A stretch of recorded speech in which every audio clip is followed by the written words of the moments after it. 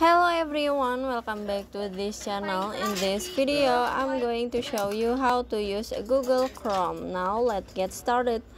First, open your Google Chrome apps, and then in here, if you want to use a Google Chrome, so you just click on the search box, this one, so you just click on it, and then in here you can search. You wanna searching for what?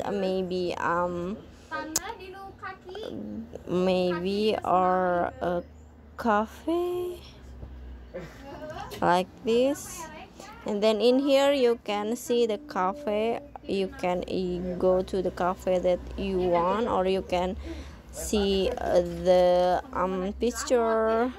You can buy a picture, you can buy a coffee, you can go to the coffee shop near your home, or in here you can see the video, the news, the book for coffee, and anything else.